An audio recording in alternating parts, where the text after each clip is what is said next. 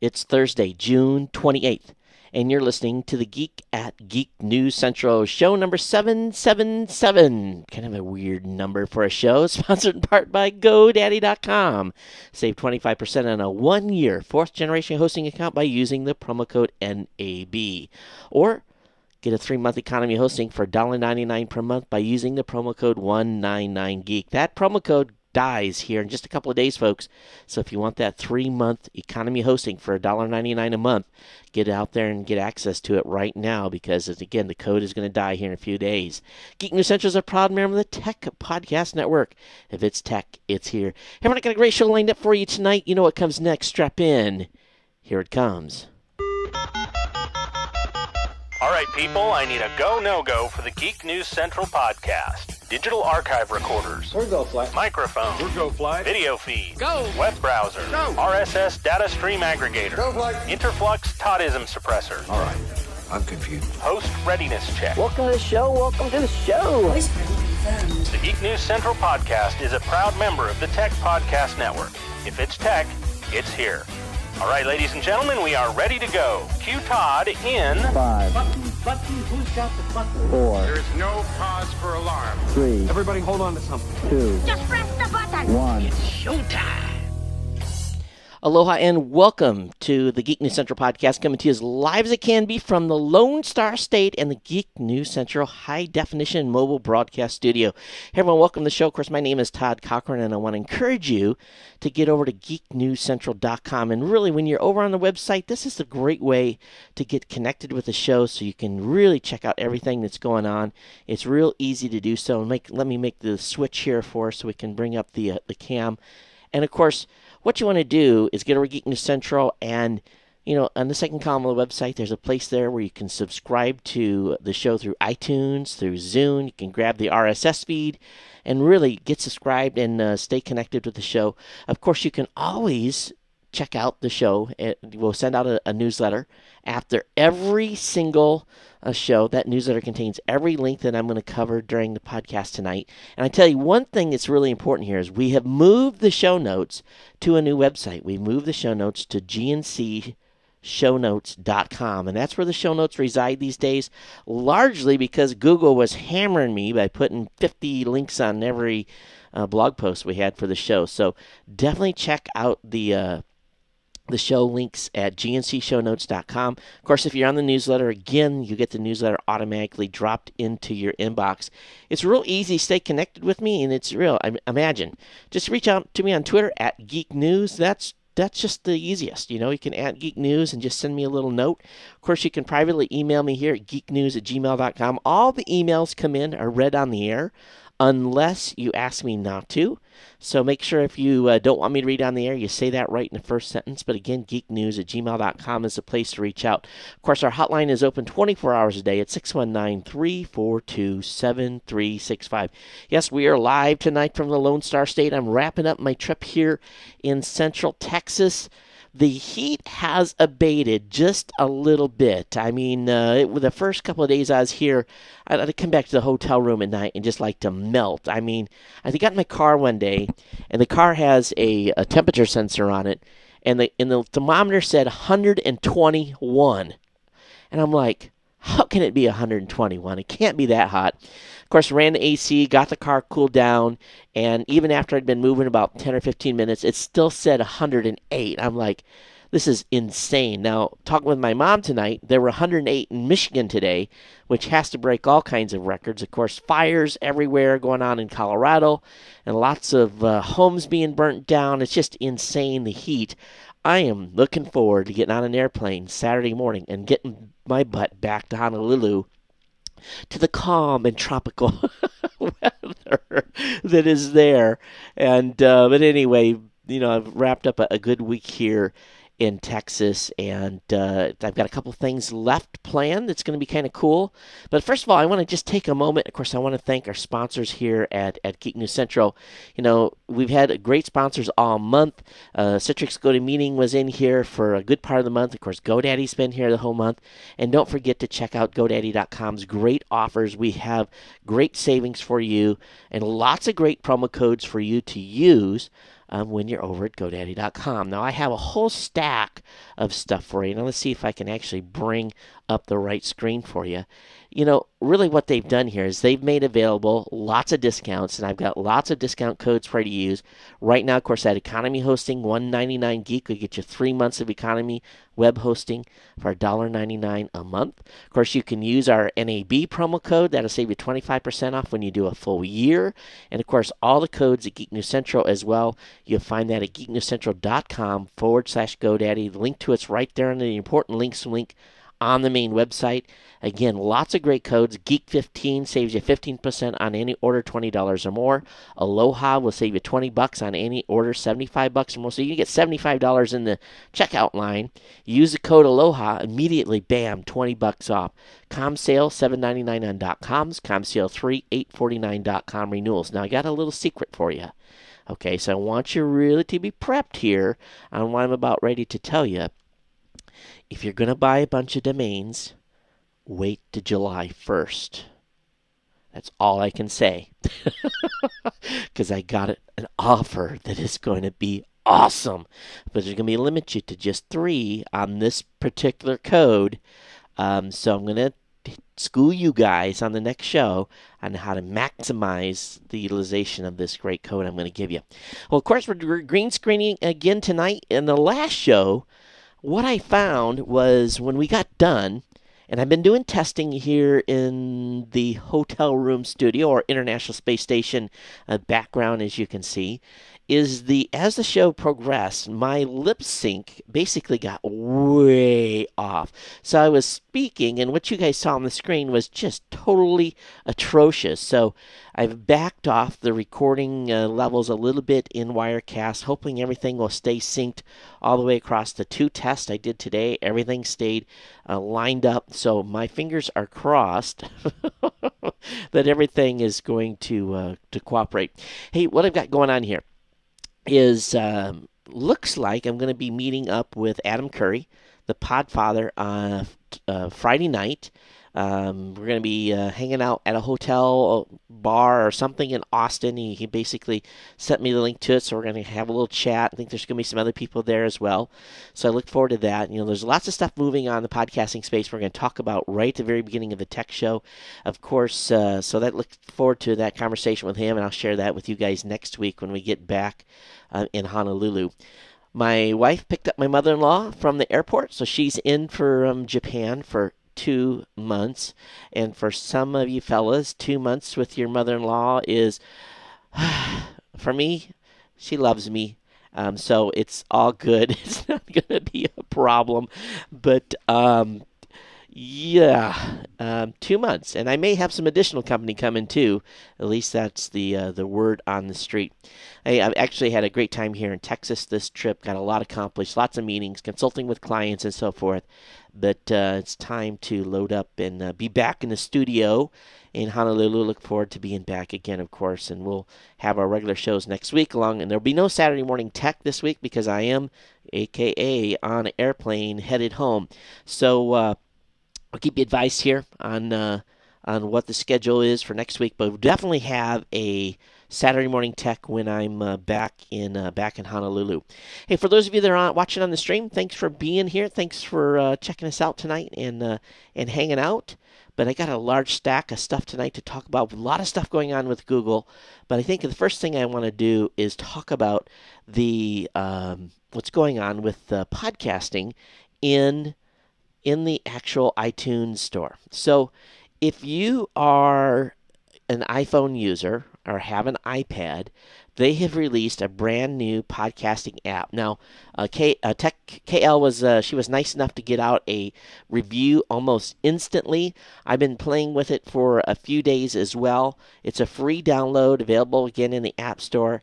So what I found here is a lot of people say, oh, it doesn't automatically download. But what you have to do is you have to play around the settings, and you can actually find really information on how to automate downloads.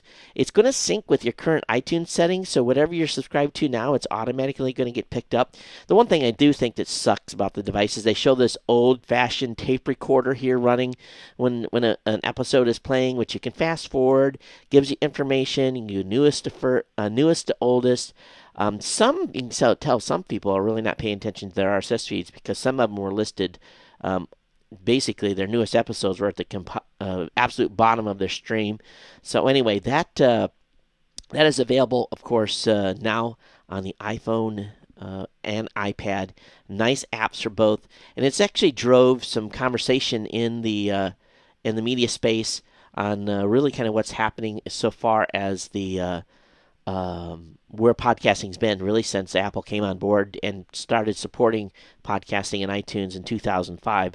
Some rumors going around that podcasting may be removed out of iTunes as they're trying to lighten the load and focus more on basically core stuff. We'll see where that is. And one thing I didn't really like about the app is it only shows in each category 5 shows. So really what you got to do is you get subscribed, come to the website with your phone, click on the iTunes RSS link, iTunes link on again, the second column of the website, and that's going to get you, boom, it's going to bring you right up into the app, and you'll be able to right there subscribe, and that way you'll never miss a single episode. Okay, Dave Winer over at scripting.com, he has put out a new podcast, and he's basically the story of podcasting. Now, Dave and Adam Curry, of course, I call Dave one of the podfathers as well. He was equally responsible for some of the cool stuff that was implemented. So, I want to give him credit where credit is due. And definitely check out this podcast by Dave. And I think you'll find it enlightening. I cover most of this material in my book that I did back in 2005. Of course, you don't have to buy the book now. It's a little out of date. But again, the story of podcasting. And, of course, this is a pretty good rundown by Dave and Andrew Phelps. And so anyway, definitely check it out. Okay, Julian Assange has been essentially holed up in the Ecuadorian embassy there in the UK seeking asylum. And the London police have ordered him to turn himself over. At this point, he is not willing to do so. There is some paperwork being done by the Ecuadorian staff to see if he qualifies. There is some expectation that he is going to be granted asylum. And what that really means here is he had some associations with some of the people within the government, and it is said that he may be on the verge of getting asylum with Ecuador. So if that happens, I'm sure there's going to be a showdown take place. But if he steps outside the embassy, he's going to be rearrested under what they call the Bail Act by police, and there's officers that are currently camped outside the embassy waiting for him to appear if he so does so. So, of course, he's trying to escape extradition to another country for, I think he's got some adult charges against him that they want him to be brought to trial on. So we'll see where this goes. All right, Comcast has been ordered and actually has paid the United States $800,000 for hiding standalone broadband offerings. So this is interesting. The FTC has settled the case with Comcast on charges that the cable consumer made it hard for consumers that only wanted strictly the broadband. They didn't want any TV, nothing, and it made it almost impossible for them to buy that. Now, Time Warner is almost the same. You go on Time Warner's website, good luck finding just the listing for broadband services as well. But basically, under this case, the commission required Comcast to offer standalone broadband services on terms equivalent to packages that bundle broadband and video cable services. Comcast was ordered to offer a broadband service with download speeds of at least 6 megabytes at a price no greater than $49.95 for 3 years. The commission also prohibited Comcast from raising prices on the required broadband services for 2 years. Now, this was as part of its deal with NBC, buying NBC Universal. Finally, Comcast had to visibly offer and actively market standalone broadband internet access service to highlight the availability of the service and standalone broadband services, which they essentially failed to do. So because they didn't do that, the FTC went after them and said, hey, you're cheating on your agreement with us. Get your checkbook out. Quite frankly, I think $800,000 is probably a very cheap price for them to pay for what they did. So We'll keep you advised on where that goes, and hopefully those of you on Comcast that only want internet only will have no problem finding that link in the future. All right, the Google I/O Developers Conference is going on this week. This is, wow, they've had some major announcements.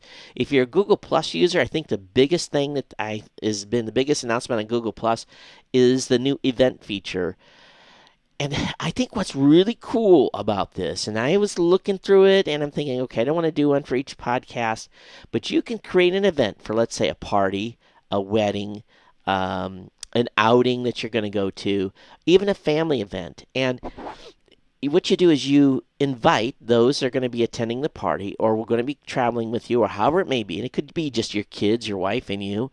And you basically create this event so that people that are going to it, it's basically they can submit pictures, videos, commentary, links, you name it, and you basically build this big events package, which is really awesome. So if you're having an event, you're going to have a number of people to it, whether it be, again, dinner, a party, just going out in town to the theater, whatever it may be, you can create these great events, and then once the event is over, people can submit more pictures and stuff, and then you have essentially this decoupage of content that is in from your event that you can post and share, and everyone that went to your party can also look at that information. I think this is absolutely fantastic. It really gives the folks that are going to be going to your event some serious engagement. Now, if they're not connected digitally and they don't have a smartphone and stuff like that, it's going to lessen the real impact. But the cool thing is they can log on with their computer later and upload stuff as really as they want to, and pick special pictures and so forth. I think for weddings and that kind of thing, this is going to be a must feature that people are going to want to use. So again, definitely check out what's going on with Google Events on Google+. I think they hit a home run with this one for sure. All right, the Google Nexus 7 has also been announced. Of course, everyone's automatically want to compare it to the Amazon Kindle. So what they're going to be doing is they're going to be releasing the Google Nexus 7 tablet. It's going to be, it's going to be available for $299. And it's going to be running Android 4.1 Jelly Bean. It's a 7-inch device.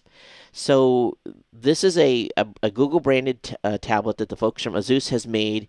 It's going to be priced at $199. It's going to be available directly through Google Play. So this is a nice little addition. It's only going to have 1280 by 800 on the pixels. But if you look at the cost comparison between it and the Amazon Kindle Fire, the screen size is the same. The Google Nexus 7's screen resolution is a little bit greater, 1280 by 800 versus 1024 by 600. It has a higher pixel density of 216 pixels pixels per inch. It has, of course, the newest Android 4.1 versus Android 2.3.4 that's Gingerbread that's running on the Kindle Fire. It has a quad-core 1.3 gigahertz NVIDIA Tegra 3 processor, compared to a dual-core TI OMP4 on the Kindle. It's got 802.11. It's got NFC, which the Kindle doesn't have. It's got Bluetooth, which the Kindle doesn't have. It has a 1.2 megapixel camera. There's no camera on the Amazon Kindle Fire. Battery, 9 hours, manufacturer estimated. So, all in all, worth the $50 extra for the $249 device, where you get 16 gigs of storage. So this is, I think, going to be a great new addition. There's plenty. I have links up in the show notes where you can go look at this thing.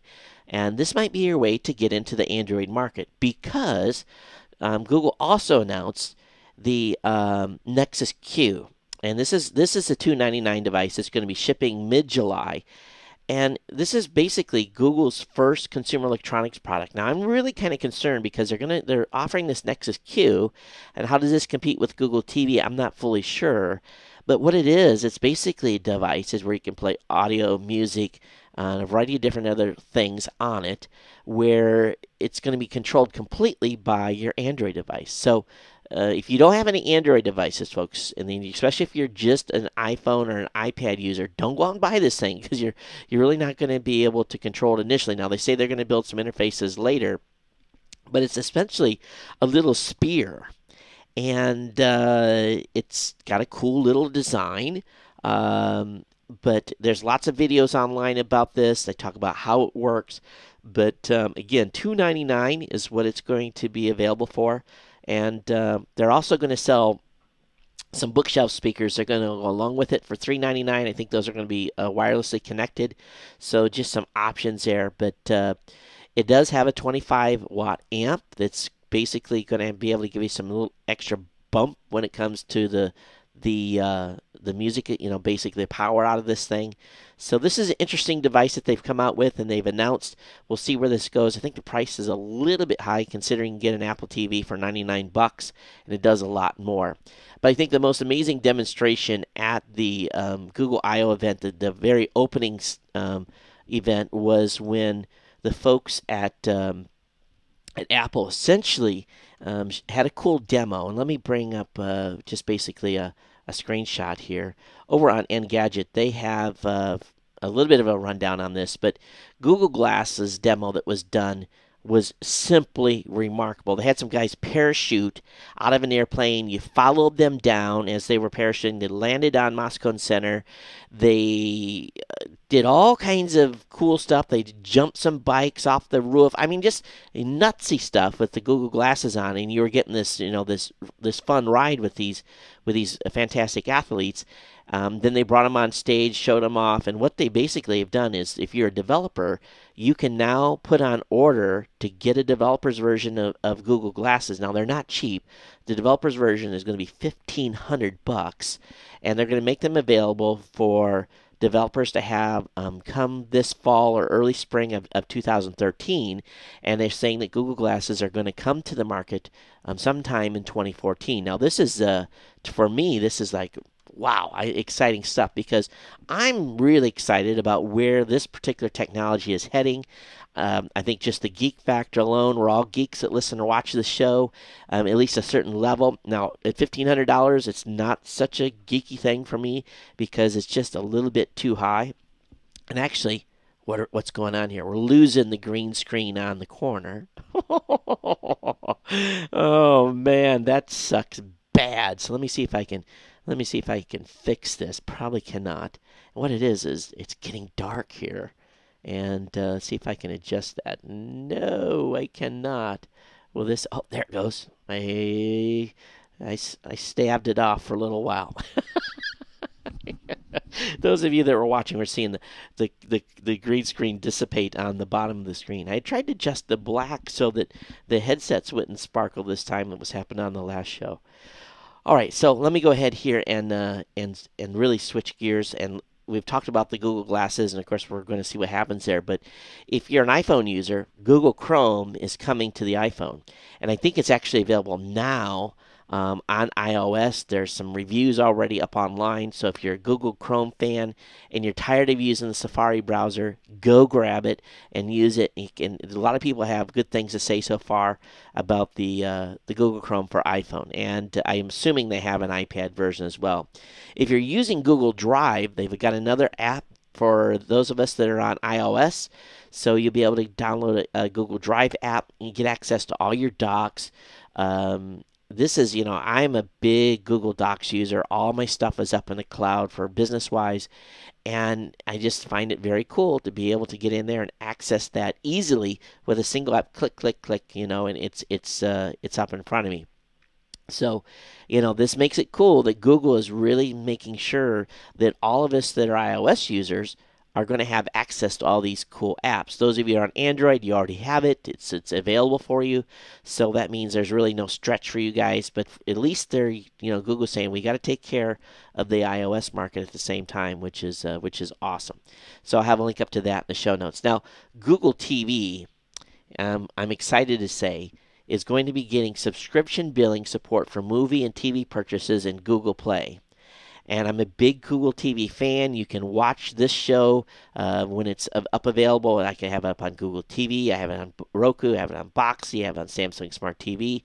So for me to be able to push more people to using Google TV, which I think at this point is the superior playback platform for a set-top box, it's exciting for those of you that have Google Play accounts. You're going to be able to buy movie and TV purchases through this, and I think it's really a big deal. Now they've got, of course, their partners LG, Sony, Vizio is going to, here Vizio, you go into a Sam's or a Costco, Vizio. That's that is one of the big brands that are in those big boxes, and they have great TVs at a great price. LG as well, of course. Sony usually pay a little bit of a premium, but with all these developers on board with Google TV, those are some of the big companies that sell television sets. So it's exciting to see this move forward. A lot of things going to happen here in the next few months. Now, if you shelled out $900 to go to the Google I/O conference, of course, the Google I/O conference sold out in like 20 minutes when they announced it really early in the morning on the East Coast. So what they've done is everyone that has got a Nexus 7 tablet, they got a Nexus Q device, they got the new Galaxy Nexus phone, and they got a Chromebook. A Chromebook as well. Samsung Chromebook, $1,176 worth of stuff. Some folks got in free because of press passes. I think this is an event I'm going to have to start going to just for the hardware haul alone. These folks got all their money back from what they've spent on their ticket. So, for those folks that spent $900, they're $200 positive. That goes a little bit towards their lunch and hotel fees that they're paying in San Francisco, but completely awesome. All right, let's switch gears and let's leave the Google stuff alone. A lot of stuff on the internet. All the major sites have it. Engadget, Gizmodo, The Verge has everything you need to know about what Google has announced. And of course, here we've had 3 exciting weeks. We had a big exciting week with Apple. We had a big exciting week with Microsoft. Now we've had a big exciting week with Google. If this doesn't get the geek juices flowing, nothing does. I'll be honest with you. This is awesome. It's been fantastic, and I've been doing nothing but every night reading, and I know many of you have as well, but lots of stuff coming down the pike here for all of us. Now let's talk a little bit about security, and we'll switch gears here, and I got an article that I found over on torrentfreak.com, one of the sites I visit on a daily basis. So they've got this story on how long does your ISP store your IP logs, and I think we all want to know that, right? That's really nothing that is ever published publicly. So, of course, in Hawaii, I'm on Time Warner Cable. Time Warner informed Torrent Freak that they store IP logs for up to 6 months. Comcast has a 180-day retention policy. Verizon, if you're a Verizon customer, if you're using a Verizon wireless device or even on Fios, 18 months, okay? If you're a Quest Century user, they keep them for 1 year. Cox does 6 months. AT&T did not reply to their questioning on how long they keep their stuff, so it makes you really wonder, okay, how long is AT&T holding the data back? So we'll have to see if they respond on this, but this gives you an idea. Anywhere from really what it looks like 6 months to about 18 months is the norm. So if you're on the internet and you do something and you go to a website, they have logged where you went and can be attributable back to your account. And really, you're not going to get away from the long handle of the law if they look at your account over an 18-month period for something you should not have done. So just be aware of that, okay? Okay, Open Wi-Fi. There's been so many folks that have had their doors kicked in, put on the floor, guns put to the back of their head from essentially raids on homes because the folks had an open Wi-Fi and someone else was using their content or using them for some nefarious events. So over at ours, a SWAT team has thrown flashbangs and raids the wrong home, traumatized an 18-year-old girl watching TV, and basically the mayor had the press with them. Is this going to be a big bust? We're going to go in and get these guys, and boom, they got the wrong house because these folks had an open Wi-Fi, and you know what ended up happening? Some innocent people were impacted heavily, for a better part of an afternoon. and doors got kicked in. End up with smoke in the house. A little explosive device goes in to really ruffle your feathers. So this is just this type of stuff has to end, and unfortunately, it's not going to. But the only way I can really tell you guys to protect yourself, please, please, please lock down your Wi-Fis. Many of us like to leave it open, but it's just too dangerous at this point with all the knuckleheads doing the weird things that they do out there.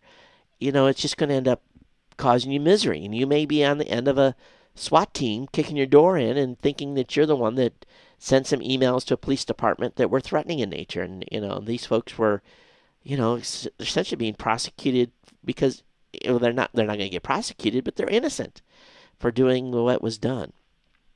All right, this is a major victory for Kim Dotcom.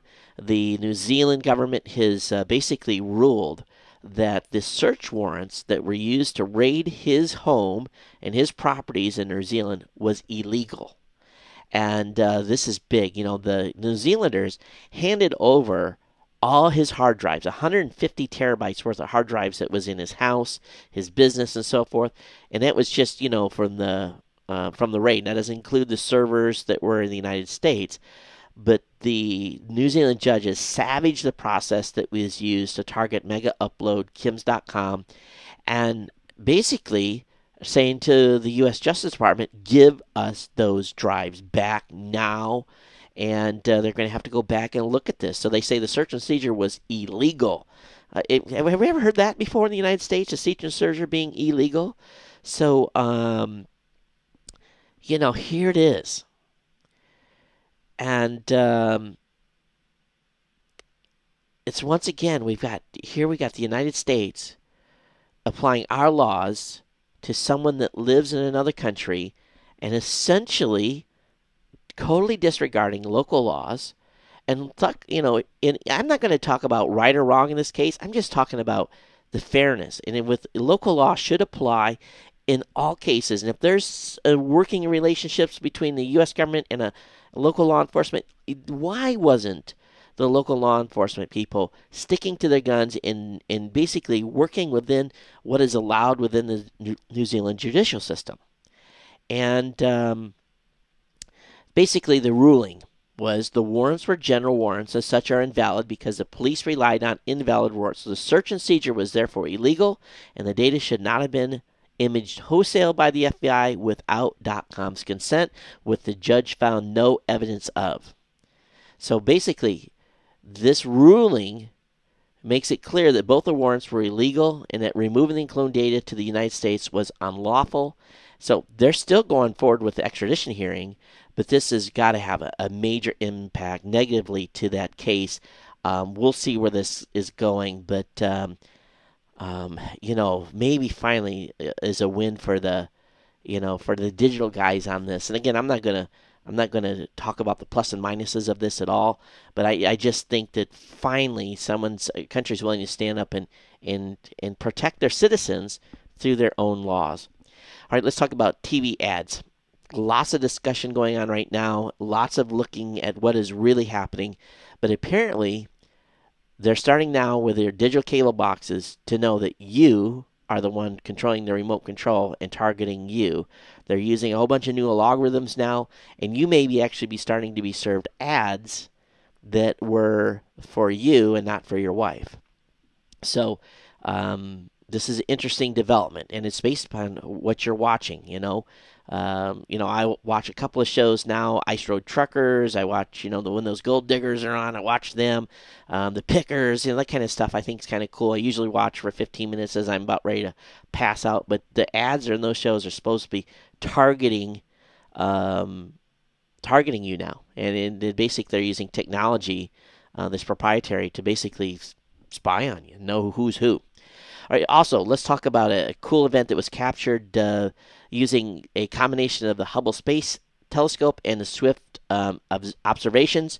Astronomers apparently witnessed some of the planet of a planet that they were viewing's atmosphere being peeled away by a powerful stellar blast. Now, there is a star that orbits just 4 million kilometers from the surface of this. So you got the sun, you got a planet out there, and then basically they're watching way out, and this star had a big X-ray flare, and as it hit the planet, part of the atmosphere peeled off. This was huge, and this is the first time they've ever seen this. They're pretty excited. I'd like to see some of that video. I wonder if we could actually see it or how they deduced that. But that was a cool thing in the science side. All right, let's talk about TSA. You know, TSA hates me because when I go to the airport, I'm always like, no, I'm not going through your scanning machine. And, you know, so some of the TSA agents are getting to know me. You know, I go in certain airports a lot, and they're like, they wave me because they know I'm not going to get the, no hands up. I know I don't want to be scanned.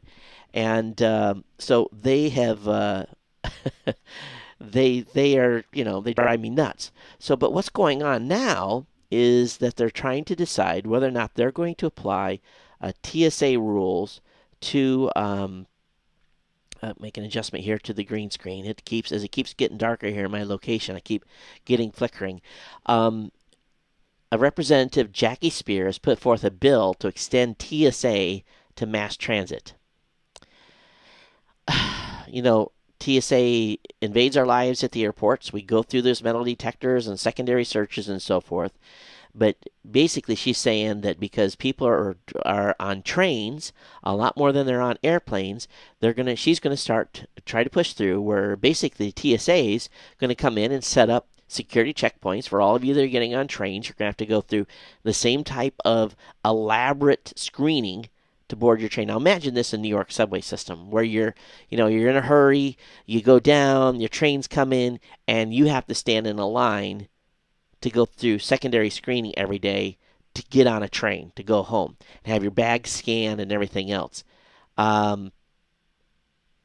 This is insane. The number of people that are on trains are much higher than what are on airplanes on a daily basis. 5 million people ride the subway. Can you imagine having to go and get screened every time you were going to go on the subway? Obviously, I don't live on the Eastern Seaboard. I'm not dealing with mass transit too much. But and what are they going to do next? Buses? You get on a bus, you're going to have to get screened to get on a bus. It's gotten out of control. It really, really has. And it just goes to show you that they're going to do everything they can to inconvenience us. Of course, the big Supreme Court ruling today went down. I know many of you are probably on one side of the fence or on the other on that. And I don't want to get into the politics, but, it's pretty amazing. For the first time ever, as a private citizen, you're going to be told you have to purchase a product from a private company, and they're labeling it as a tax. It just is simply remarkable. It really, really is.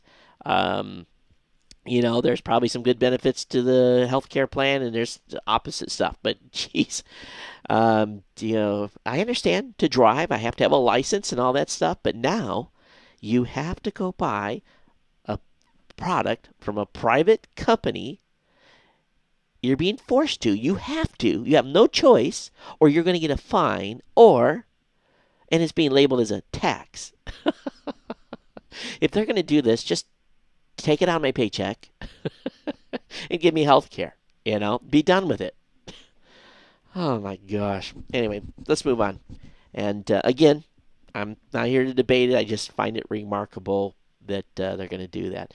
All right, a hardware hacker has been sentenced to 3 years in prison for selling rooted cable modems. Cable modems, it used to be back in the day when they had analog. You could buy an analog cable modem that was pretty open, but I've never heard about an actual cable modem being rooted.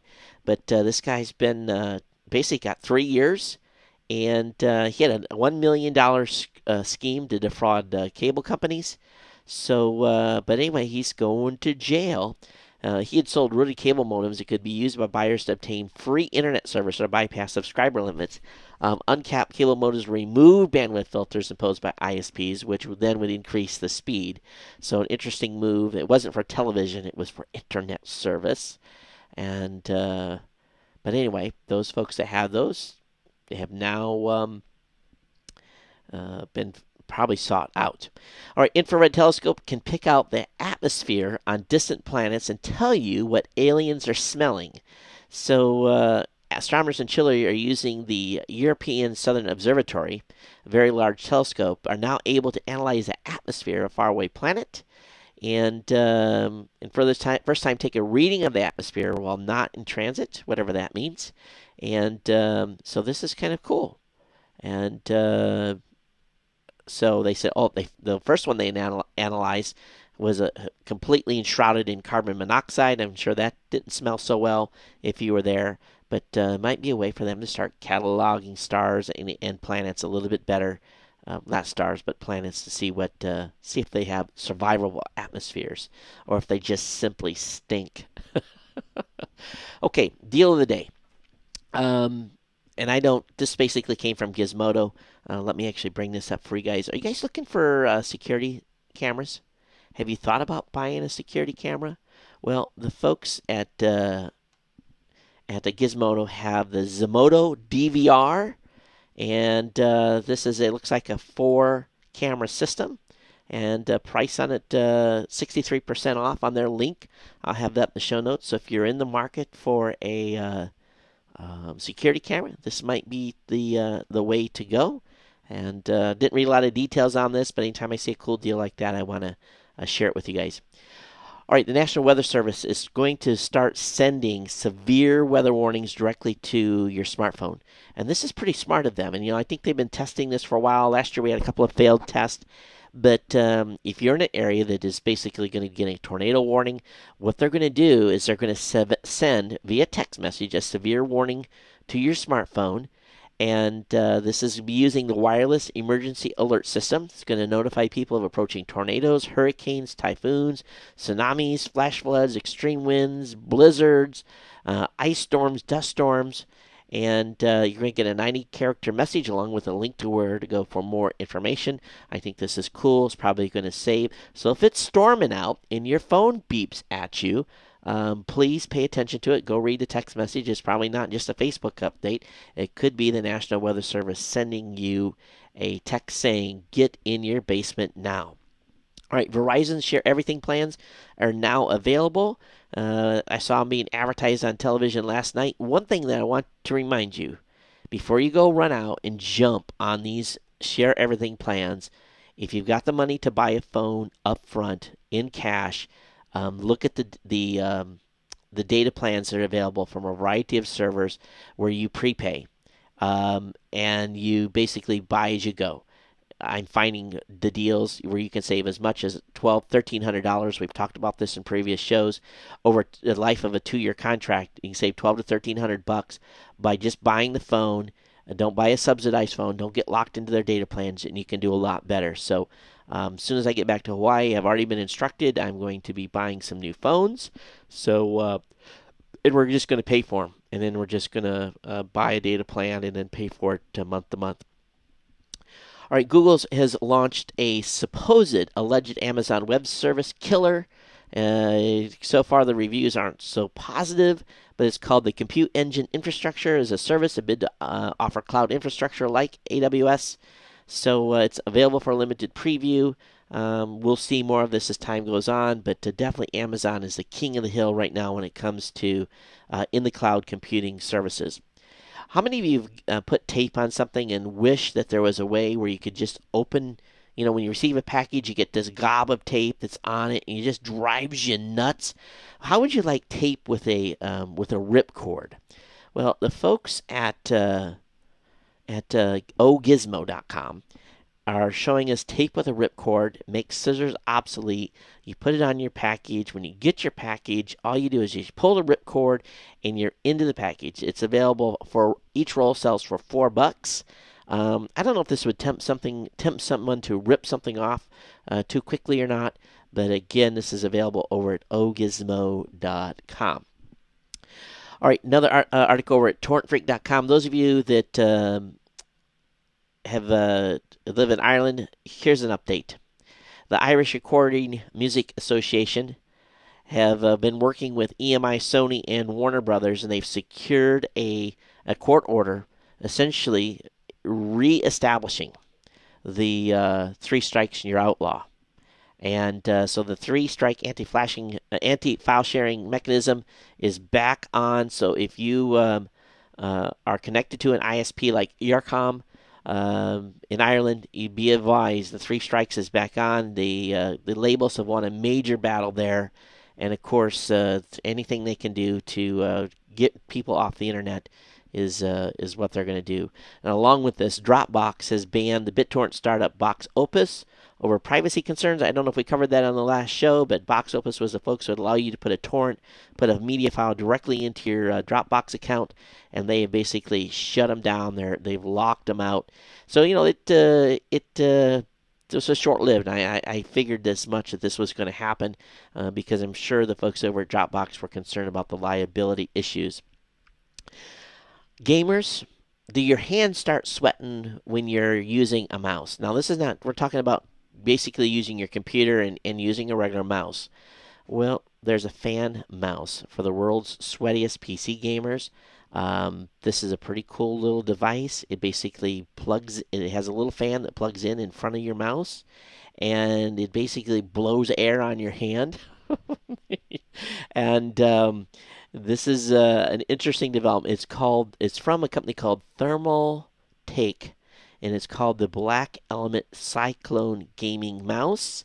And so if you want to cool your hand off, and you can unplug this and plug it in as you need, but this is a cool accessory available. Well, there's a lot of speculation going on in the investment space and also looking at companies. RIM, Research in Motion, this is the folks that are behind BlackBerry. The company reported a 33% loss of revenue from 2012's $4.2 billion fourth quarter, which ended up being a $2.8 billion first financial quarter. So this is huge. They are just burning money.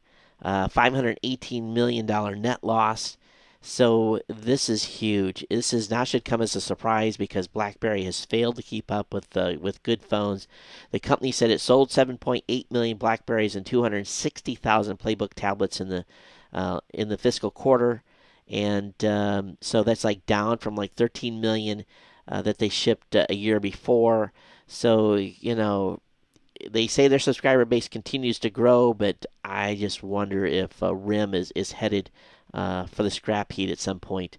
I know some of you are hardcore BlackBerry fans, but they are not doing well. They're burning cash in a hurry. There's some good reviews out now about the new Drobo, the Thunderbolt equipped Drobo Mini and Drobo 5D. This is big. Drobo has basically come out with a network attached storage device. We've talked about this, but there's some new reviews out and pricing as well. The Drobo 5D is scheduled to launch in July for $800 without hard drives, and the Mini should be available for $599. Not cheap, but definitely this thing's smoking fast. I got a Drobo with this, got a USB connector on it, and the thing is just woefully slow. So I'm not going to be upgrading anytime soon, as I put in some of my own solutions in that I've written about at Geek News Central here recently. But anyway, if you're a Drobo fan, those are going to become available for you to purchase. The Chromebook is coming to Best Buy, so if you are interested in checking out what's going to be happening with the Chromebook and the new Samsung Chromebook, you'll definitely want to get out to Best Buy. I wonder if I've got a date on availability here. Yeah, it's usually you could only buy online, but they're going to be sold by Best Buy in the U.S. and Dixon in the U.K. These are the second generation Chrome OS devices. It includes the Chromebook and basically the Chrome desktop. Again, I don't have a date on when these are going to be available, but at least you'll be able to go in and touch them before you buy them. I'll see if I can get an update for you on when those will actually be available for you to purchase. All right, T-Mobile USA CEO Philip Hum has resigned. No reason why. Well, he said he had to spend more time with his family, but I'm sure something to do with the AT&T failed merger last year probably put him on thin ice. But he's out, and so they're going to be looking for a new CEO. But Jim Ailing, T-Mobile CEO, is taking over in the interim. All right, that was it. that was my last article for the night. Kind of a short news day besides the stuff going on at Google. Let's see if I had anything that came in via email here. And what is today's date? Today is the 28th. The last show was on the 25th. Yeah, we got a number of emails. Got an email here from MS Small Biz. He says, "Hey Todd, this is a great shot of the last men on moon. Why they just released it, I don't know." So he has a link to a NASA image. He says, "Of course, on close inspection, you have to wonder who took the picture, as only Eugene Cernan and Harrison Schmitt were on the moon at the time, and there doesn't appear to be any footprints from the moon mobile to the vantage point. This picture was taken, maybe it's fake like all the other moon landing photos. Ha ha ha. Don't miss the Milky Way image just uploaded as well. I'd love to have that one in super high resolution, so I'll definitely check those out. Thanks for that for MS Small Biz." Got an email, actually came in via LinkedIn from Henrik. He says, "Hey Todd, I'm loving the new podcast app from Apple. I pinged Apple.com feedback last year about this specifically, and Apple really came through. I'm not taking any credit since this did nothing. The only thing the app doesn't do yet is smart playlist, but close enough. If you'd like me to talk about it on your weekly show, I'd be happy to. Let me know. By the way, I released my 100th podcast this month, also on the Tech Podcast Network." So, Henrik, thanks for that. I wish I had linked to your show. I'll have to find that before I publish tonight. Got an email here from Tim. He says, "Hey, these are some really cool tints." So I'll have that link up in the show notes. Got an email here from Near. He says, "Hey, Todd, over the past 6 years I've been listening to you. I tried quite a few podcatchers, but none of them suited my way, and I consume podcasts. I did not like having to sync with my home computer, having to download the player storage, and several other issues did not suit me. A few months back, I came across Podkicker and never looked back. But by the way, I'm no way associated with them, and I'm not an iPhone user, so iTunes is out for me, and I'm an avid Android supporter. Podkicker probably does 97% of what I want a podcatcher to do. You don't have to download anything. You can stream any show. You do, however, have the option to download if you want to, if you plan ahead for when you'll be out of network coverage. The search function is also excellent and found all the shows I wanted to subscribe to. All other features are very intuitive and simple to use. I'm highly recommending this. Hope your listeners give it a try. All the best, and thanks for the GNC podcast, Near. Near is out of Israel. So thanks, Near, for that. Got an email from Sean. It said, "Hey, Todd, for some reason the morning show RSS feed isn't updating properly in iTunes. It's rather strange because the show listing at iTunes is up to date. Yet if I try to subscribe by either the subscribe button in iTunes or by manually adding the TMS RSS feed," he says, "nothing happens." You know what should be happening there, Sean, is once you're subscribed, you should automatically get it. So I'm kind of curious what's going on there. I've looked into it. We do know we have one issue with the RSS feed. We're expecting a PowerPress update to fix that. But I'll keep you advised. If you see that it's still not updating, please drop me another email, okay? That's it. That's all we got for emails tonight. Again, always, you can reach me at Twitter at Geek News. You can email me here, geeknews@gmail.com. Of course, the voicemail hotline is available at 619-342-7365.